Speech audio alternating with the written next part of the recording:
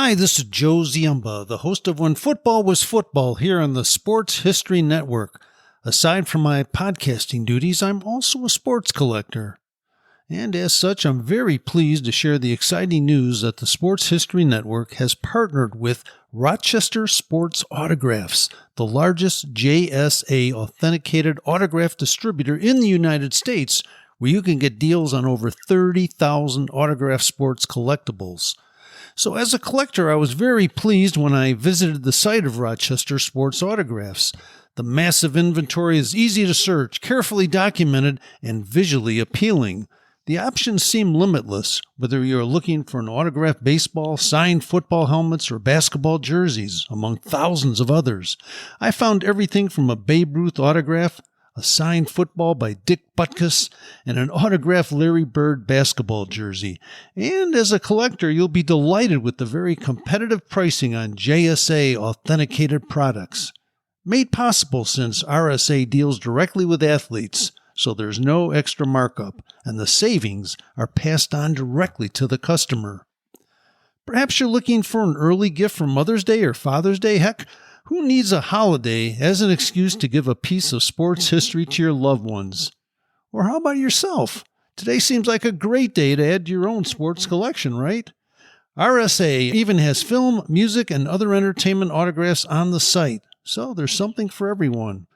All orders from Rochester Sports Autographs are top quality and shipped to your door with top authentication and a money-back guarantee. And to make sure RSA knows that the Sports History Network sent you, we created a special link for you. All you need to do is head to shoprsa.com/SHN. That's shoprsa.com/SHN to get your own piece of sports history today. On May 1st, the year 2000, one of my favorite movies of all time premiered in Los Angeles, California. That movie? Well, it was Gladiator. Russell Crowe gives an awesome performance, and lines from this movie will be used for many years to come in many different scenarios, including one about being entertained. Perhaps this week's guest got bit by the gladiator bug and wanted to create his own coliseum, ultimately resulting in something we would end up knowing as Fandraft. Welcome to Fantasy Football Origin Stories, where each episode is a journey back in time to explore the unique experiences of some of the coolest and most influential people in the fantasy football industry. I'm your host, Arnie Chapman, also known as the Football History Dude.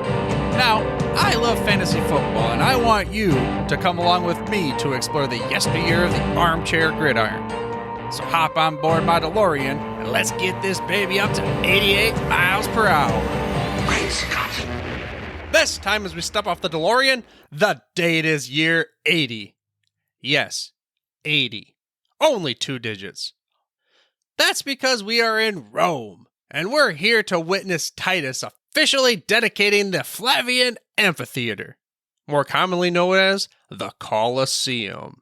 Construction was finalized in the year 83 AD and would proceed to have a long and rich, albeit bloody history. Now recognized as one of the most famous buildings in the world.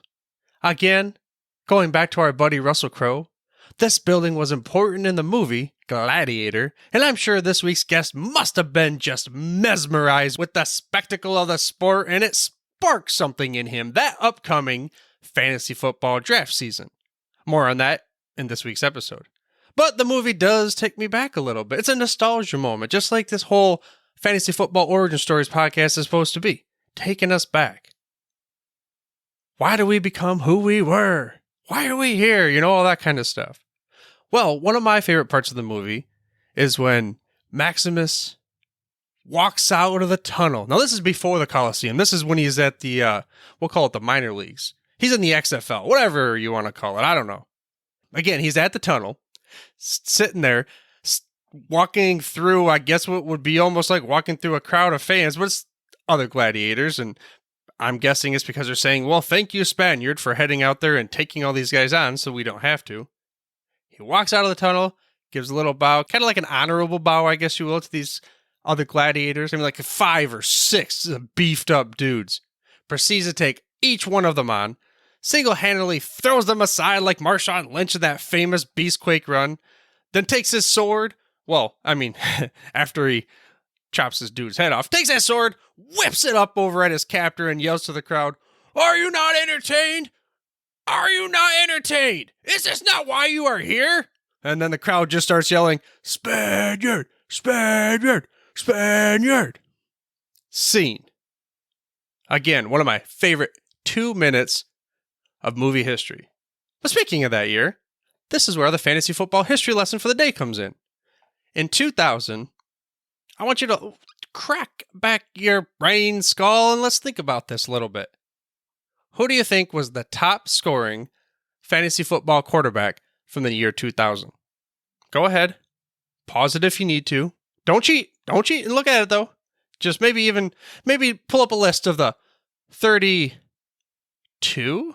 I think it was. Yeah, because the Texans were in the year. The Texans I don't think came until 2001. See, I'm not cheating myself either. There you go.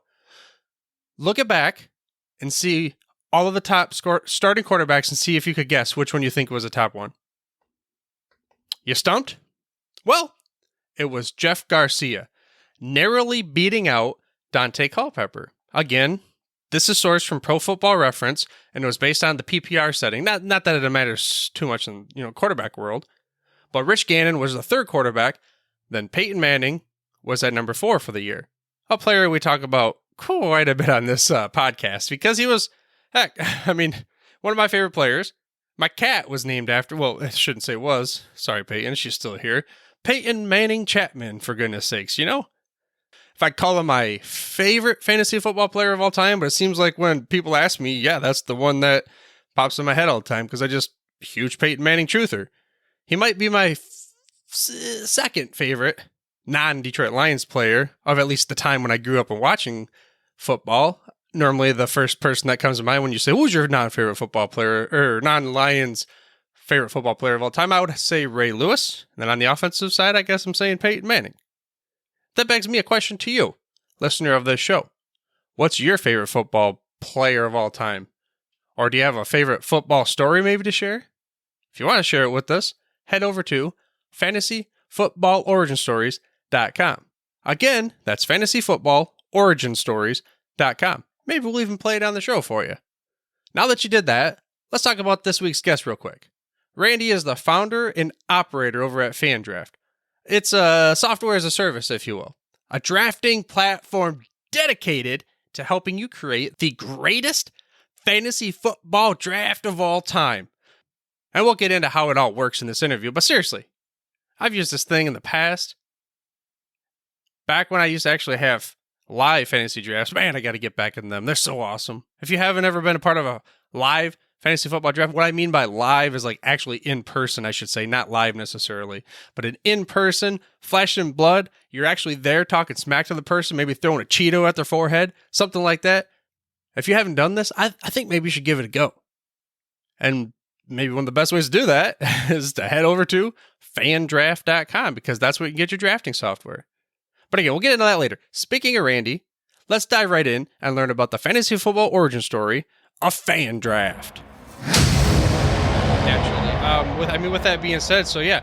Okay, Randy, well, welcome to the football. I wanted to say Football History Dude podcast. I'm so used to doing that. The Fantasy Football Origin Story show, because, I've been doing the Football History Dude for 5. No, we'll leave it on the floor, as they say. Yeah. But at any rate, again, going back to fantasy football, let's start off with just get the ball rolling. What's your first memory of fantasy football? Oh, boy. I wouldn't say there's an individual one, but I really remember that first year just because I go way back. And I think a lot of your prior guests, like I started in 92. And so this was kind of pre-internet. The internet was just kind of showing up as like AOL, but it's not like everybody had email or anything like that. But we were all, as commissioners, typing in the scores. We were printing them out on dot matrix printers. You'd have to get all your scores from the newspaper, But I remember every morning I'd have to, like, every Monday morning you'd get it's Tuesday morning. You get the final stats from the Monday night game. You'd type them in before school. You'd wait an hour for your dot matrix printer to print out these like scoring sheets. And then you'd bring you'd bring in the scores, and everybody got to see them on the Tuesday. And I just remember like everybody passing around these we call them the sheets. And you just like, I'd walk around and like see my buddies in their class, and everybody's like huddled back in the back corner staring at like the scores for the week. And there's a certain amount of nostalgia, but also like that was hell. Like as a commissioner, putting in all those scores and printing out that stuff, and just so manual. But it was also really something kind of cool about it all too. Yeah, I can't really relate to the whole offline thing because by the time I really got into it, we were online. But a guy that is often on, he was on my show once, but he was on one of our other podcasts called Yesterday Sports. So his name's Dave DiPaolo. He recently emailed me saying, yeah, talking about my first days of fantasy football. He said 1992 is when I first started, and we used to talk to USA Today, but then we would call in and we'd have to call, I guess they'd have to call in the information, and then they would send him the box scores or something. He's like, yeah, one time we just started calling in. They stopped answering our calls because they shut their doors or something like that. Did you work with them too or no? No, we never did that. We had like a local town newspaper in Iowa that we would look at the box scores for. So yeah, it was pretty. And I remember there, even when you break down to like free agent pickups nowadays, it's all like, it's very intricate. These sort of like free agent auctions go on. Back then it was somebody would walk by me in the hallways, just be like, I'm going to drop this dude and pick up the backup for Barry Sanders. And I'd have to write it down. and it'd be like, for the pickup, everybody would want to get that first guy, like, somebody got hurt and his backup is going to be awesome this week. And so we actually had to set like a designated time for everybody to try to reach me. And we'd be like, halftime of Monday Night Football. Like I would get all these phone calls immediately. Everybody like trying to do all their free agent, get that first good pickup. And it's pretty ridiculous. Like when you see where things are at nowadays. Yeah, I mean, even now, I would say I've complained about this one league that I don't run it. It's my air quotes biggest money league, and I finally got them to change this past, was it last year or 2 years ago, to at least a waiver system. Free agent acquisition budget, they can't even understand that. That's maybe down the road. But like, yeah, it was literally at like, I forgot what time of day it was, but it was always on Tuesday at a specific time. You had to be there and first come, first serve. So you had to make sure you hit your bathroom breaks at the right time. If you're at work and everything. But it was like crazy. I was like, it's not fair for the guys that are at work and stuff. So they finally went to waiver wire. Not at all. You mentioned like different type. Do you perform, is free agent acquisition budget your preferred method now, or do you like the waiver old school?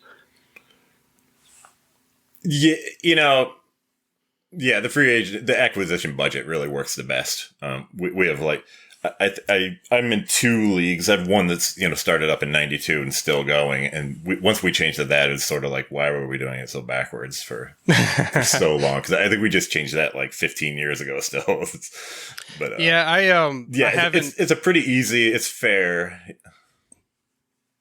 No, I agree. I think that's the best way to go. I haven't actually been able to commission a league in a few years. We kind of disbanded. It's the league that in our emails and stuff I told you back when we did our live drafts, I used Fandraft, and that's how I first had found out about you. Yeah. I just too many things going on, disbanded. I haven't been back to a league with a free agent acquisition budget. I'm definitely interested in that. Dynasty. I do got to say, did you purposely say Barry Sanders backup because you're trying to like suck up to the host right now? Because my Barry Sanders coaster is right there. I mean, I am a huge Lions fan, and Barry Sanders is my guy. You're talking about Herman Moore the other day, and I was just like, oh, I remember Herman Moore. He was a stud. The coolest dude. I mean, did I tell the story in that one about him staying after for autographs and stuff like that? Or no? Okay. Yep. He always seemed like a good guy too, and so. I see him nowadays. If you're driving down I-75, he's he has a marketing agency too and some other things, but he's promoting the local casino. You see his big face on the casino and everything for the sports. Cool. I'm guessing it's the sports app. I'd have to double. I'm a safe driver. I don't look at the billboards. I'm trying to drive down the road and everything. But So I'm speaking of that. Okay, let's get back to drafting. Let's ask a question. I'm trying to figure out the best question to ask you. Okay, because you've been around for so long in 1992 doing drafting, let's ask this question. Do you have like a draft year, like maybe not like the players, but like a draft party that like sticks out in your mind that you really had a good time? Wish that could be every year that could be replicated. Ooh, that's a tough one. All of my drafts that I do for both my league, they're all in person. So I'm very fortunate for that. I think they're all pretty great. One of my leagues, there's a lot more alcohol consumed. And then the other league is a lot more serious. I'd say. But so my long-standing league, though, that's a little bit more serious. I remember as we grew up together in high school, and then we went to college. We'd get together and always get together for the in-person draft. And then once everybody started spreading across the country, I think it was right after we got out of college, we started basically just finding a middle point anywhere we wanted to go, and just once a year we get together in a different city every year.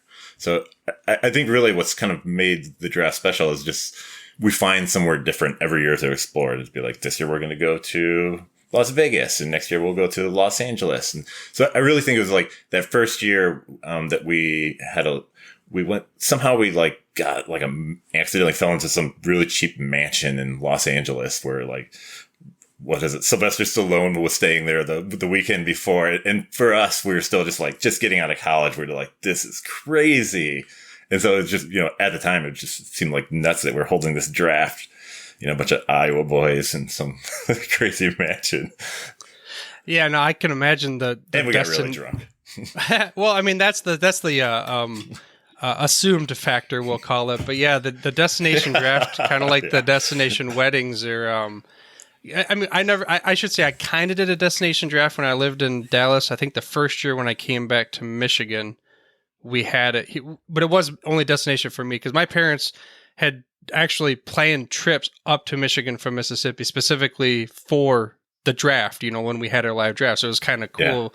Yeah. Again, then we disbanded and everything, but it's something that I think, I don't know, personally, like that's my favorite part of the year of fantasy football is the drafting. And I do miss out on that whole in-person draft. So I'm sure you got tons of stories from people. I mean, any particular story of someone reaching out saying, hey, I used your software, which hint, this is us getting into your product here in the future. But any particular story that comes to mind? I wouldn't say any particular. I get, I'll see some photographs and stuff like that, which are amazing, of just people that really do up the draft. Like they'll get a podium and put up all the decorations and have the dude get up in front of the draft, in front of a microphone and announce the picks, and then put it up on the Fandraft board, and they'll have huge TVs or giant projectors going. So just the visuals of it is amazing. There was kind of this goes back a while ago. This was mid 2000s. We actually had some people in the military. I think this was around when Afghanistan was going on, and they were doing drafts using the software over there, putting it up on a big display in a tent in the middle of the desert. Oh. And they sent me some photos of it. It was incredible. Just to see, it just sort of you saw it on the screen, and there's a big tent and all these dudes and the fatigues, and then you can see desert and the pretty amazing, and really made me kind of feel special that was going on on the other part of the world, and these dudes were kind of getting some enjoyment out of it. It's actually, this wasn't the reason why I even asked the question, but when you think about that, it's the drafting season is you're bringing people together for a common thing, and then it's that camaraderie that if you're ever been in a longer term, we'll call it a league with your buddies that you've been all the time, you have that common, no matter what time of year, you could talk about that. Hey, remember 2 years ago in that draft when I beat you and whatever it is, and then the trades and stuff. So there's that camaraderie that comes out of it, I would say. There really is. Yeah. I really think it's there's a huge importance if you really want to build an engaging, lasting league, is to have that sort of get together where, you know, even if it's just once a year, you know, if you can get together and like watch games with people that are in your league, great. The more you can get together, the better. But I feel like that the draft really like sets the tone for the entire season. And so if you get everybody together and kind of have that, you know, build that camaraderie, build those sort of memories and experiences, it's really like the key for like a lasting and really, you know, like a good league too. Cause it's like, you all know each other. It's not just a bunch of like trash being talked to some faceless person on the internet, you know. It turns it into people. I mean, enjoy again, you know, like if it's what you can do to make sure you're in a league, all hands on deck. Let's go ahead and get in those public leagues. But preferably if I can play with somebody I know that I'm talking smack to, and then I can enhance relationship from it. Sometimes maybe tear them down, whatever. You know, I took a trade. Oh, yeah, totally. You shouldn't have accepted that trade. Fantasy football first, then blood, then water. But I mean, family after that. So before we get into the DeLorean, I do gotta. So I wish that I would have thought about it and looked it up. I might not even have them anymore. But I used to write books. So because of your software made me think about this. Probably 15 years ago, even I wrote business plan ideas I called them. Man, this just dawned on me. I never even thought about this till you mentioned the guy getting up at the podium. But I wanted to create a business where I would host draft parties at local establishments. I'd rent out the hall, I'd rent out everything, and I would set up everything perfect. We'd provide a guy that does the announcing. We'd provide the music for you, all that stuff. And of course, Fandraft software was what I was going to use, and that's when I was thinking, is it legal That's to? awesome. Yeah, and at the time I was like, is it legal to use this more than one time? Because once I purchase it, and then I never got that far, but right, that was 15, 16 years ago. So speaking of that, let's get in the DeLorean now. So here's your DeLorean. You get to hop back. Take me back to 2001. At least that's what the About page says. And let's go to the origin story of Fandraft. That's funny. I was just looking at the About page and I was like, that was wrong. It's actually 2000. I had to like look at my league history page and then looked at the About page and I was like, no, that was actually like that draft was when it happened and it was 2000. Yeah, it was really funny. This is still early on. I think it was, you know, we started in 92. This was like year 8. And a bunch of our guys, this was, I think we just kind of finishing college, just towards the end of it, and we thought we'd, you know, really do it all out, and we thought it was going to be like a convention room in a hotel, and we showed up for the draft, and it was at the Heartland, and basically we walked in there, and it was a breakfast nook. It was just sort of like where people ate their continental breakfast, and it was very like country feel. There's a little like home sweet home sign and live, laugh, love. It was just the most like corny country draft ever. And then it was kind of topped off. My buddy, people used to use these paper like sticker draft boards and they still use them today. A lot of in-person draft parties use these. And it's great. You put up a big sticker board and then you mark off who the teams are. It's just like a grid fashion. You put the stickers as the players are taken. You can see all the people have been taken. Look up at the board and see everything. We're still just like kind of poor cheap, and so my buddy just made his own with this giant piece of paper and like a bunch of tape, and the whole thing was just super janky. And so I was just really ribbing him. And then I was just like, this isn't even helpful, because what would be nice is if you could actually have like see the players who haven't been drafted as opposed to just it's nice to see who's been drafted, but I want to see the available players. And then I was like, what would be really cool is you put it on a TV and have like a ticker, and then you could like, you know, turn this into software and it'd be like a clock and music. And he just sort of like, he's just like, whatever, dude. Yeah, do that. And I just kind of took it personally because I wanted to rub it in that this was like a great idea and his janky thing. So I built it out of spite just to rub it into my good buddies. So I spent a year just sort of like, I like the idea. And so I learned to program a little bit, and I had some just really like old school software, like multimedia building software. And I kind of just did it, and it wasn't beautiful, but it worked. And I remember that the first year, I think it was 2001 was the first time we put it up on the screen and used it, and it was like, this is pretty cool. But, you know, the technology's changed so much. Like, that was 2001. I think after I built it, I was just like, maybe other people want this, you know, I'll throw a brand on this and put it out on the internet. And I think maybe like 15 or 20 people bought it, but it's still just like, it felt cool. I was just like, wow, this I made like $500. This is amazing. But back then I was sending it out on like a CD-ROM, and it only worked on PCs, and people would like have to get it in the mail and install that on their computer. And over time it's changed quite a bit. Like eventually got it for the Mac and the PC, and people were it's like a downloadable install client-based software, just like Microsoft Word, and things like that. And then it's over this long time, it's really changed.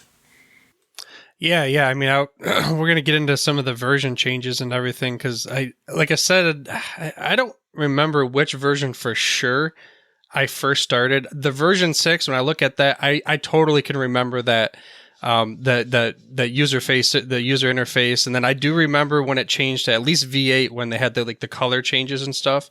But I don't remember the first year. I'd have to even try to figure out what my receipts were. So you're going way back, probably. Oh yeah. For fun, on the Fandraft About page, I actually show like screenshots that go all the way back to the first one. It's just sort of like you look at the first one, and it's like, oh my god, it's a little embarrassing for me. Oh no, I mean, for that being the first one, that's how I remembered which version it was. I'm on that. So for the listener of the show, I'm at fandraft.com/about, and you can look at all the different versions from the beginning till now, fully online and integrated and such. But I was at, I don't know what in.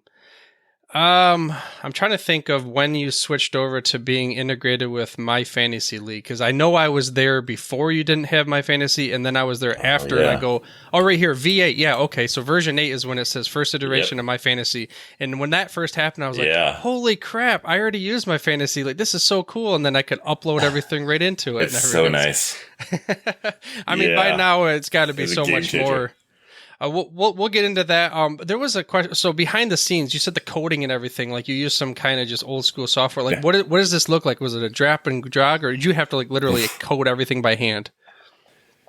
It was a little bit drag and drop, but it was still a lot of coding had to go in there. And so I had to kind of teach myself. There used to be this, I don't know if you remember, if you did any sort of like development or anything like that, there used to be a program called Adobe Flash. And people would do a lot of like animations and make games back in the mid 2000s using Adobe Flash. Eventually, like Apple killed that product. You can't even use Flash anymore. That wasn't even Flash that I developed it in. It was a program that preempted Flash, even called Adobe Director. So I was using it for so long, and they actually like discontinued Director in like 2004, and I just kept. It was like where the whole code base was, so I just had to kind of keep it alive. It was it had its limitations, but it did the job. You don't meet many people that know how to use Adobe Director, though. Yeah, I mean, I personally had not heard of it. Adobe Flash, I have. No. How would it work? Okay, now this is the nuts and the bolts of the origin story, even, because it's like, hey, we get to peel the curtain back. You take this. You said originally it was a CD-ROM. When I first started, it was the download section. But so how do you take this off onto a CD-ROM and then create it to a package that somebody could plug it in and open it? Is it like you click a button and it says, okay, it's ready for publish, or did you have to do some things? Oh, like through the development platform? Yeah, like the original. I mean, because like you did this Adobe Director. Like, how did that work? Was it based off of okay, this is meant to be a program, or you were manually doing it? That was just the behind the scenes sort of development environment. And so what would happen is you do all the development in this Adobe Director, similar to Flash, and you do all the coding and the drag and drop, and then it would. You could compile it to an executable file. And so this executable file is what you use to install onto your computer. And so that's what you were downloading even later on down the line was that single file. So like the CD-ROM time, it was really just like I was putting that downloadable file, the same one that you downloaded, onto a CD-ROM because that's what people were used to back then. Like they wanted a tangible thing. Like you go to the mall and buy software. If you bought Microsoft Office, like it would come in a big box. And with all these CD-ROMs, and then you put the CD-ROM to your computer, and it really just had that file. And once people started understanding the internet more, and they started understanding like downloading, like you could just get that download that file. It's the same thing that's on a CD. And so it's really just sort of as people became more sophisticated and and just comfortable with what things, how things worked and what kind of became convention. That's really how I was able to get away from CD-ROM, and then people downloaded it. And nowadays, just like it reached a point where it's like 3 or 4 years ago, everybody stopped downloading. It's just like, no, you just run software off of the internet. Like you don't actually install Microsoft Word anymore. It's just you go through a website and use, Word Cloud. Right. I mean, that's what I have nowadays. Whatever it's called, the 360, whatever that thing is called. But yeah, whatever it sounds like it's like basically the same thing. It's just an executable file. It's just a matter of like method of delivery or something like that. That was it back then. Yeah, that was really it.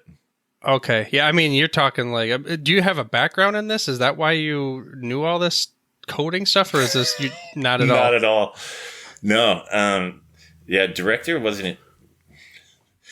actually more created back in the day for creating CD-ROMs, for like creating interactive things like people, there used to be like CD-ROMs of encyclopedias, and a lot of people use the Director to create like museum displays and things like that. It really wasn't meant for this kind of deep programming like I was using it for. It's more for creating encyclopedias. Okay. But it was just like, it was something I happened to like learn once a little bit in college, and then I was just like, I'll just use that. I know what that is. Not with obviously we don't want to give the person's name and all that stuff away, but what was the first city that you sent a CD to, like your first customer? Oh my gosh. Or is that way too long ago? That was a long time ago. Hey, that's a sign of a successful business. You don't cling on to the one and dones. You don't cling on to the originals. But yeah, no, I mean, you said it was like 15 or whatever the first year, and then as you decided, hey, this is like kind of a business now. Like, did you just automatically say I'm going to jump right in, or did it take a few years to really get there?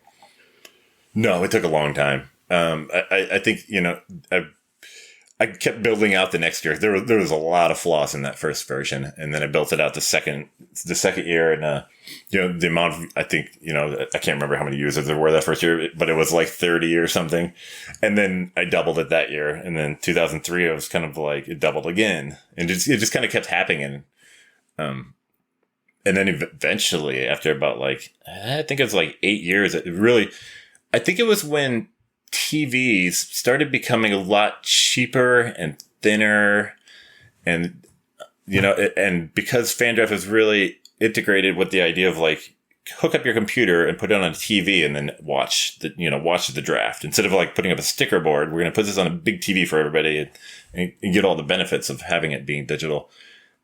There was like sort of an HD revolution around the mid 2000s, and so everybody was getting these like big HD TVs for cheap, or a lot cheaper than it used to be.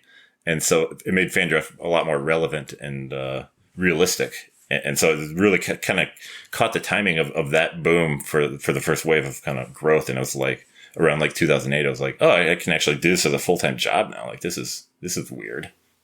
Yeah, I mean, you probably had nowhere in a million years thought about that.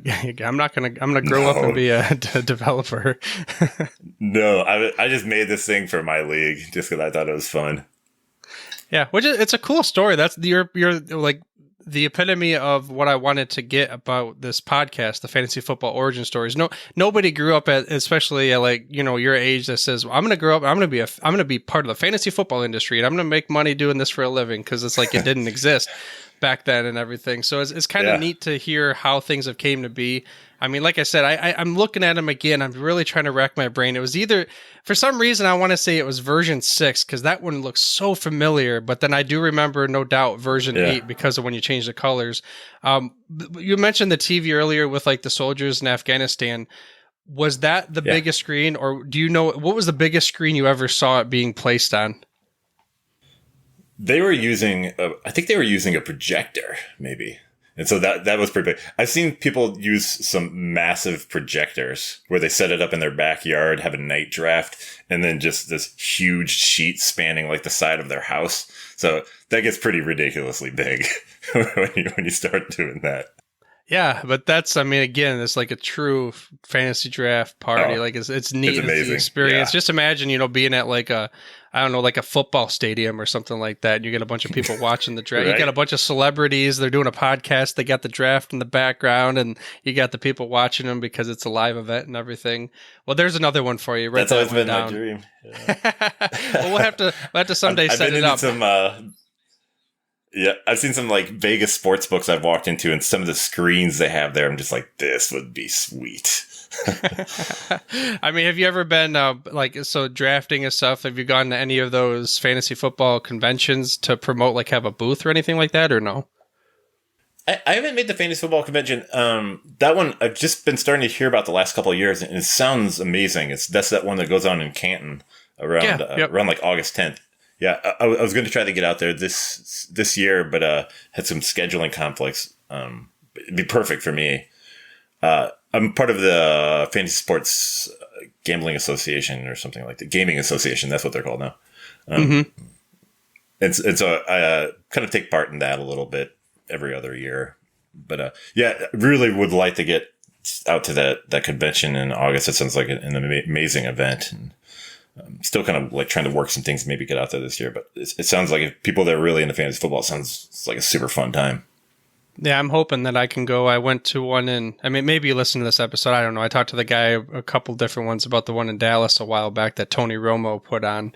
It was less fantasy that one football. Got canceled. Yeah. Yeah, it was still cool. It was less it was heavily fantasy football, but there was still a lot of other things going on besides it. It was kind of like sports card stuff. It was like it wasn't dedicated to just like I wouldn't say it was a fantasy football convention.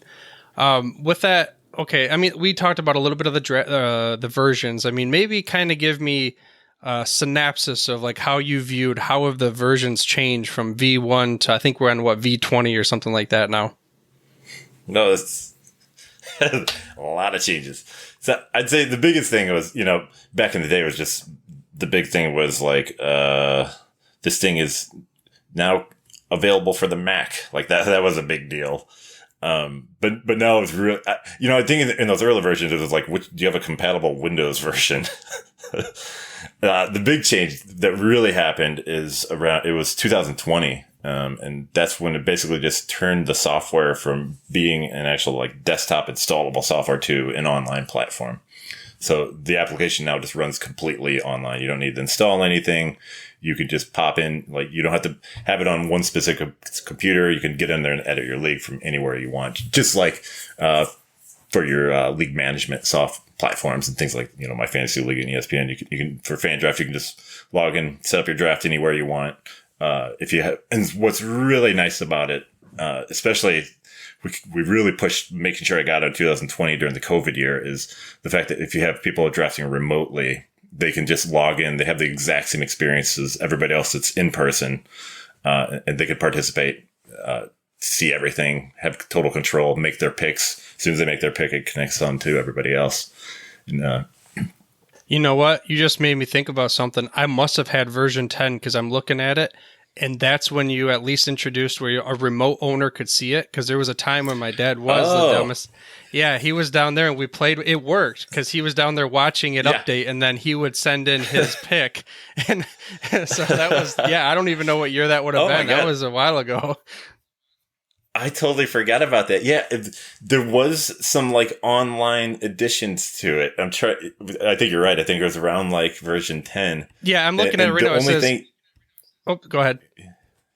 The only thing you could do is like people remotely could see the picks. That was it. And it was a very crude thing that they actually saw. It was just basically almost pure text of like the picks that have happened. Still useful. But not quite like the experience that they have now. No, but it was enough where, I mean, actually, now I think about it, it was a guy that was one of my dad's buddies. He was out on a fishing trip or something, and he would call in the pick. And it was to the point where he must have been able to see it on his phone, maybe the web version. I don't even remember how it was, but he somehow could see him. So, it worked. Yeah, we were at the local Burger King.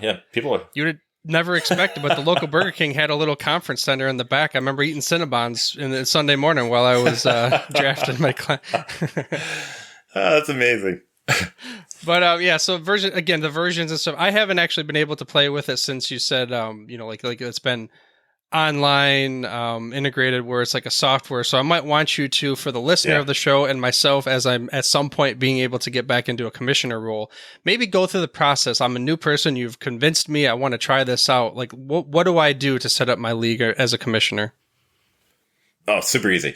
Well, if you go, just go to fandraft.com. That's the easiest way. You'll see some links on there for creating a free league. And you can just try, basically, you set it up so we set it up so everybody can get on there, try it out, do everything you need to do just to make sure this is going to work for you. It's really, our goal is just, make sure everybody has a successful and more fun draft. So yeah, if you go to fandraft.com, you look for the free sign up. And what happens is you create an account and you'll be the commissioner. The commissioner just like tons of options that you can customize your league to sort of set it up for your league rules.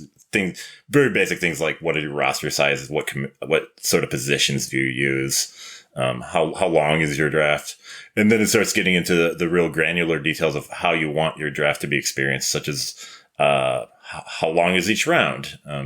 We have the little smaller features like draft extensions. You can set it up so everybody gets 2 draft extensions. If it's sort of like like the clock hits 0, I'm using a draft extension. I get 1 more minute. Okay. I'd say from more like, then it really gets into the experiential aspect of the software is setting up all the teams. You could import all the team logos, information about the team, like history, owner images. One of the most favorite and used thing is team walk-up songs. And so as soon as like the team is on deck, it'll play sort of, like just like the MLB or like WWF, you have this sort of song, like the team goes on, it's like their cue, like you're up.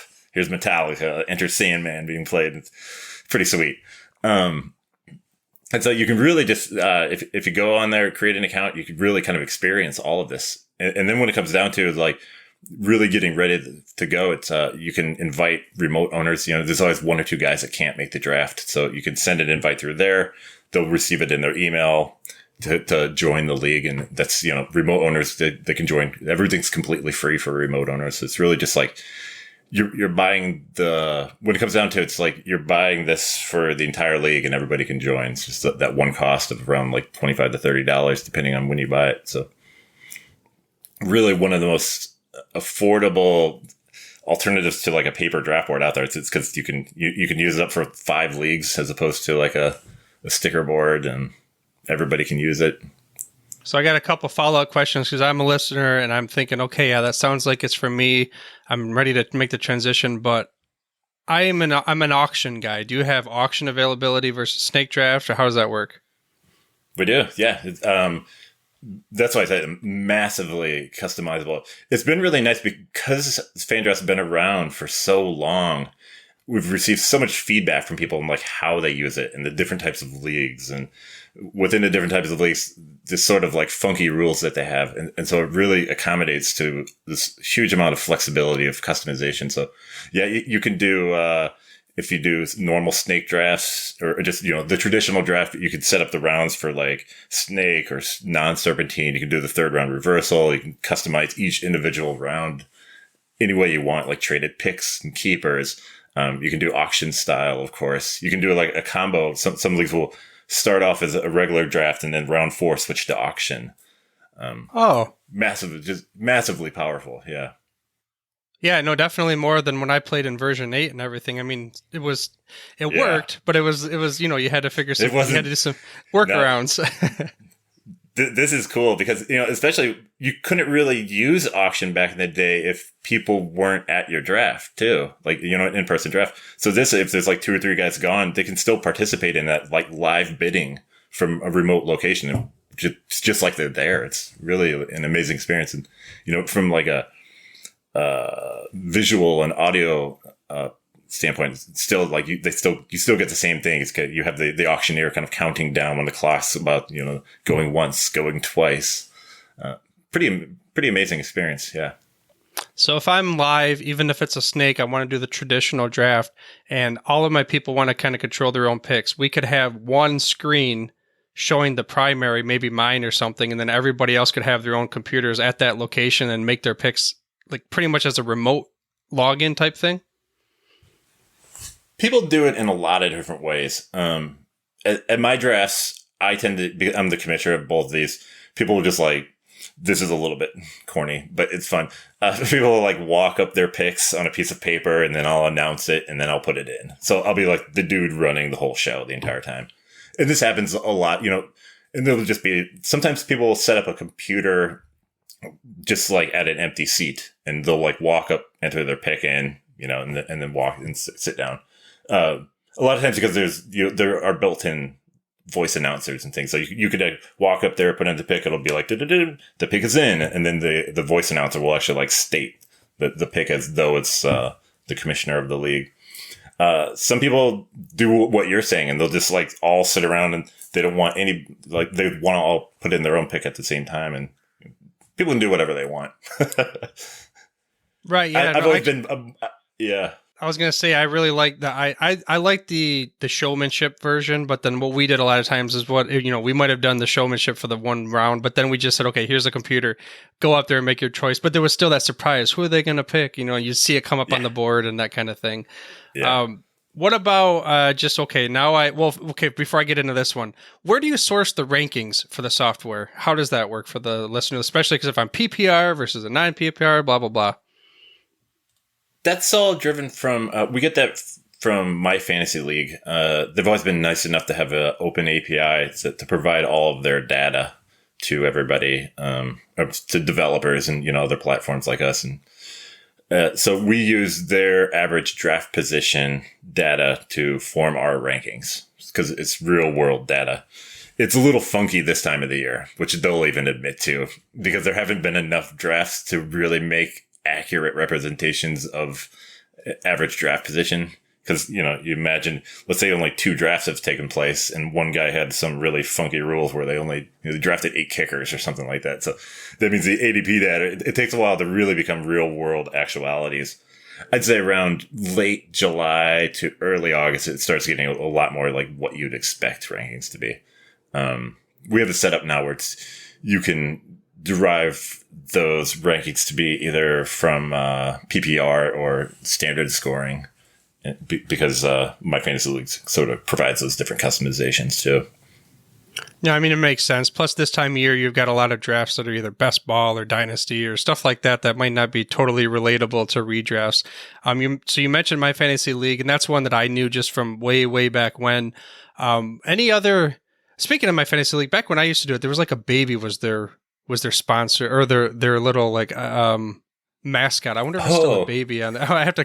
That's a long time, right? That's like taking you way back. I forgot about that. But anyway, go ahead. Sorry. I was just going to say, as a side note, you should talk to Mike one of these days. You had to put me in touch with him. Yeah, that I think I reached out to him. He's a great guy. So speaking of My Fantasy League, okay, not to get all, fan geeked out and everything, but like any other integrations that the listener, whether they've heard of it or not before that you work with? No, at this time, My Fantasy League is the only one. Like I was saying, that they're one of the only ones that have a fully open API, so we can actually load up all of your league settings, and then at the end of the draft, with just click of a button, send all your results to the site. So it's just, you're done and you're done. Sadly, a lot of the major players have kind of abandoned their APIs, or the ones that do have APIs don't really give full access. And so you're just massive, limitations to what you can really do with it. So we really want to have the ability to just, let's load those ESPN settings and then press a button and send back to ESPN. And so we've always just asked our users to, email ESPN and ask them to work with us. Well, there you go. If we get enough of people, ESPN, if you're listening, work with us. if we ask enough people to require it, maybe we'll get to that point. And there are workarounds. Exactly. And again, I'm talking a long time ago when I used to. You could do your draft and then you could manually upload in all these other platforms, like your players and stuff like that, or your who drafted who and all that kind of thing. The one thing we do provide is a ton of different draft reports. So as soon as your draft is done, you can click a button. It'll give you. You can actually email us to all the fellow owners, or you could email it to yourself. You could look at it online, and it'll show you sort of a rundown of the draft data that took place. All the picks that took place. Really expedites the process of entering in the picks. When I run on one of my leagues on ESPN, and there's a certain report where it makes it a lot easier of just like getting all this player information into your ESPN league. Yeah, so now's my time. 20 minutes now. I get to dog you out now because now I can because you have the capability. But there was one time, I don't remember which year it was, we did the draft. Thankfully, we did a lot of handwriting too because people were paying attention. I don't know what happened to my software. It was my computer. Oh, no. It wasn't your fault. We lost it all. We lost the whole draft. We had to try to make it up. I asked people, "Who do you think you drafted there?" And yeah, but we're good. We're past that. That was like 12 years ago. We're good to go. This was like early days. I remember there were just things that I was so new to this, and it would just be like there were options to start a draft, continue a draft, or reset your draft, and people would just click the reset draft, and it would just remove everything. And I was just like, okay, I better start building some guards here. Like, are you sure you want to reset everything? And then, like, no matter what, after a while, like, I started doing backups, and so even if they reset it on an accident, they could email me all freaked out and be like, well, there's a secret backup in this folder, so. Yeah. Sorry about that. No, not your fault. Hey, that's what business is. You take feedback. And this leads me to my next question. So because you take feedback again, and it's like, that's what we did the same thing. I know that whole, like you said, reset your draft, and we're all sitting there going, oh no, what do we do? Who picked who? And I'm like, oh yeah, I took that guy at number 12, No, I'm joking. But anyway, so that was something. If listener of the show, they love the product, they're using it, or even maybe they're like, hey, I got a good idea or some kind of feedback. Like, how do they provide feedback to you? Well, there are two options. There's if you go to the website and under the support area, there's a thing that says submit a feature request. Yep, I'm on right now. Okay. Yeah. And it takes you to an outside area. You can actually get in here, and there's like you could submit ideas that you like and see some of the other ideas that people have posted and kind of vote them up. This is a new thing that we really haven't started promoting big time, but just put it out recently. Just start accumulating more ideas. Also, they can just email support@fandraft.com, or just go through our contact form. I read all the emails, and so I always I'll add it to our little queue if it's an awesome idea. If it's a problematic idea, I write all the people that write me, because our users are amazing. Like, every idea that's been great has usually come or just derived from them in some way or the other. And so it's, if they come up with something kind of easy and small, I'll just crank it out some morning. Nice. And again, so for the listener of the show that might have missed it, so we go to fandraft.com, you go right under the support, you do this little drop down thing, and it says submit a feature request, and it's going to take you to another site, and it's really cool. You can see the different features on here. You can see when people submitted as far as it, and then like he said, you can click on it, and it's really neat. It's like a community interactive type of thing. Not to take your thunder, but I just wanted to make sure they understood where to go. Oh, totally. So this is the part of the thing where I'm holding you down and I'm waterboarding you. To go back to our buddies over there in Afghanistan, you can say yes or no, but are there any possible features coming out in the future that maybe the people will be interested in, or is it under lock and key? Oh, under lock and key.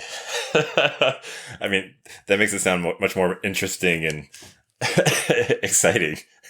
I'm going to go with a no, but if anybody wants to send me an idea that's going to be world-changing, I'll think about it. There you go. So we'll do a different thing. We'll do that DeLorean thing again. You go 20 years into the future, and if you could see Fandraft anywhere, this is pie in the sky stuff. Like, what would you like to see for Fandraft as a company, or maybe even a fantasy football industry in general? I think it. I like the way that it works now. I'm always kind of driving to make it more of an experience for people. I mean, nowadays I'm getting really interested with a lot of the AI that's coming out, and I think manipulating our AI to sort of integrate with Fandraft and sort of have responsiveness to people's picks. And so you sort of build like a little announcer. The more that you can make Fandraft feel like watching the draft on ESPN or the NFL, where there's sort of like announcer, there's music, there's a ticker, there's a clock. The more you can bring in that sort of experience, that's really what I'm driving for. So, it's like 20 years in the future, if I could start building some of these like voice sort of like responsive, like, that was a terrible pick, what are you thinking? And, you know, two dudes talking to one another. The Mel Kiper of AI. You know, that's actually one of the questions I was going to ask you is like, what kind of possible AI integrations do you have? I think that's cool because of it just makes me think of when I played Madden. I used to always love when one of my favorite lines that John Madden said, I think it was maybe Madden 99, was, that dude worked as a bulldozer in the off season, and you know, like just these different kind of things. But what about you know, that makes me think maybe I wonder if VR down the road, you know, you get into augmented reality and stuff, and you can really feel immersed, and then they all feel like they're doing the draft at, I don't know, some kind of conference center that's not, you know, some bread and breakfast in the middle of Iowa or whatever it was that you said you're at. Yeah. The breakfast nook. Yeah. Which was awesome. Well, anyway, okay, without giving them love. Okay, so again, before we leave the listener of the show, I'm totally sold. I want to purchase this. Where do I go to purchase it? Fandraft.com. Yeah, you'll find some links to order there. And we're running, you can get it right now for $25 before August 1st. It's their early bird special. So add that up amongst your league of members. What, you have 12 people in the league, that's $2 an owner. Yeah, just take $2 off the top of the kitty and you call it good. I mean, it's totally worth it because you're going to be, if you're in person, you're going to have to find some kind of way to do a draft software anyways. Then, like you said, you have the integration. So if the person, like half of your team's live and half are remote, whatever it might be. So perfect way to go. With that, I got to leave you or have you leave us with last words of wisdom for the listeners. But we're going to go through the lens of maybe someone who's been through so many fantasy football drafts, but like a recommendation for utilizing Fandraft, of course, because we got to promo it, but like a recommendation for a person that maybe is going to start their first live draft ever as a commissioner, like anything kind of words of wisdom you can give to them. Oh, be prepared.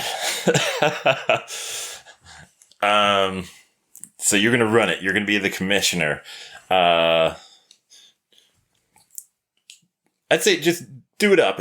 Anything that seems kind of corny and silly, bring it in. Like, just bring in all the decorations. Like, just go to the party store and find all these like ugly like football plates and streamers and things like that, and have, you know, build out some big tables and anything that makes it feel like more of a festive thing. You know, fantasy football is supposed to be silly, and so the more silliness you can bring around the actual experience of the draft, the better.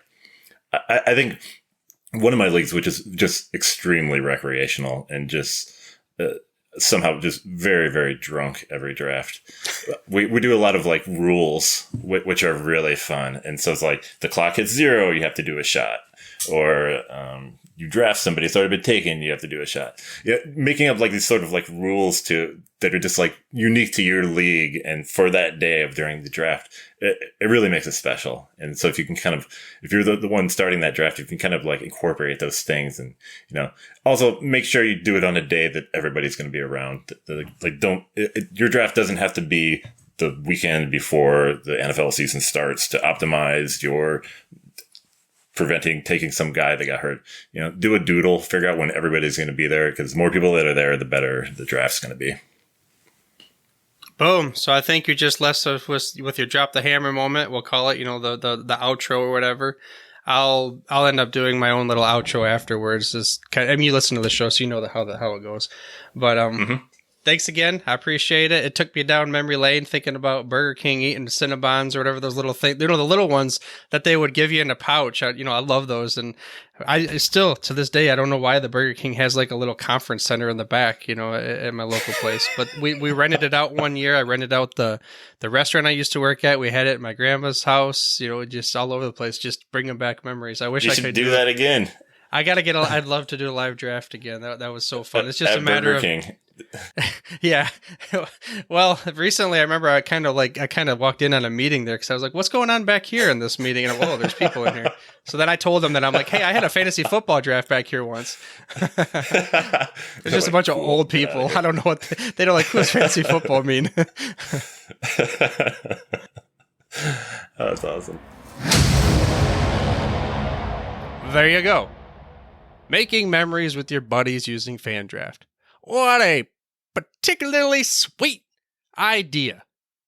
Normally I end it with the guest, drop the hammer moment, let them finalize the show, but then I kept listening as I was editing this episode. I was like, that reminiscent story of Burger King, that kind of made me laugh a little bit. So I thought maybe you'd enjoy it as well.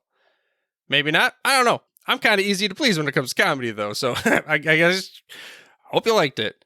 But I'm more on a serious note. I hope you enjoyed this week's interview with Randy to learn about how Fandraft came to be. 2 decades in the making. Well, it's over 2 decades at this point.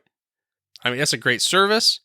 And I can honestly say it's something I recommend for you to try out if you haven't done so already.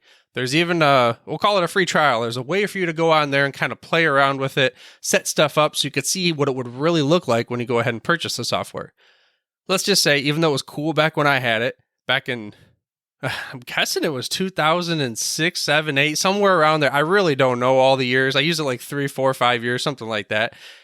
It's gone through some modifications, some upgrades, and it was cool back then. So I got to imagine it's even better now. All you have to do is head over to fandraft.com. That's fan, as in F-A-N, draft.com. But for now, dude, I'm through if you're through. Thank you for listening to this episode of Fantasy Football Origin Stories. To make sure you're the first to get the next episode, please make sure to mash that little subscribe or follow button on your podcast player of choice, then head over to the website for the show notes and more Fantasy Football Origin Stories. That's at fantasyfootballoriginstories.com. And remember, dudes, where we're going, we don't need roads. Hey there, sports history fan. This is Darren Hayes, host of the Pigskin Dispatch and Jersey Dispatch podcast. I hope you've enjoyed another great episode here on Sports History Network. Now, speaking of sports history, this episode was brought to you by Firefly Books, and they have 2 great ones for you this summer. For basketball fans, they have the NBA 75, the definitive history by author Dave Zarum, who's appeared on our Jersey Dispatch podcast recently. He tells about the experience, the thrilling journey of the NBA, from its humble beginnings to its modern glory. Uncover the untold stories of triumph, controversy, and the greatest stars of the game. This isn't just a book. It's courtside seats to over 75 years of NBA history. And for the golf enthusiasts, swing into The Golf Round I'll Never Forget by Matt Adams. Relive 50 of golf's most memorable moments through the eyes of the legends themselves. From Garcia's triumph at the 2017 Masters to Nicklaus' miraculous 1986 comeback, it's the closest you'll get to walking the fairways with golf's greatest.